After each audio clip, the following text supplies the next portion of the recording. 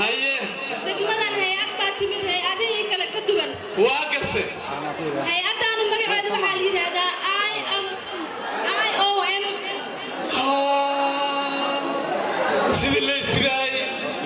هاي تقول اللي نهاي واللي يسراي ما على اللي قراي واللي يسراي تيلا عمتها maya hay'ad la yiraahdo IOM ayaa timid iyo midnimo يا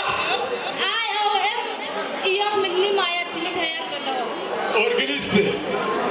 maya ayada waxay u taagan tahay international waxay u taagan tahay organization ما شاء الله اورجانيست organization انكفلتيشن my organization after waxay u taagan tahay migration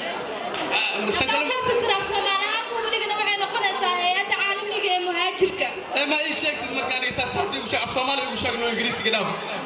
waxay noqonaysaa hay'adda caalamiga ee migrationka IOM IOM ayaa loo soo gaabiyaa jibaalka aad falanaysan waad falanaysaa filana way ku dhisaysaa waxay u timid inay deegaanka noo dhisto inay isbitaalada noo dhisto ayay u timid degmadan ما شاء الله isbitaalada loo dhisaa isbitaalada waa lagu dhisaa garoonka ay ku ciyaar lahaayeen dhalinyarada sportskana waa la dhisayaa alxamdulillah garoonka leh garoonka waa la dhisayaa waayo hadda waxay u taagan tahay maanta ay dhagax dhigtay garoonka weyn ee degmada Balcad abshir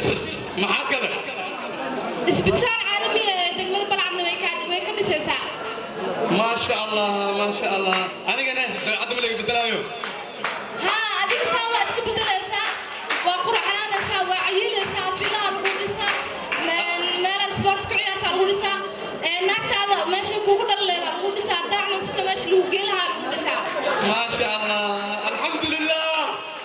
الحمد لله IOM ha jirto أجبت أجوكتو IOM وايا إلى وصان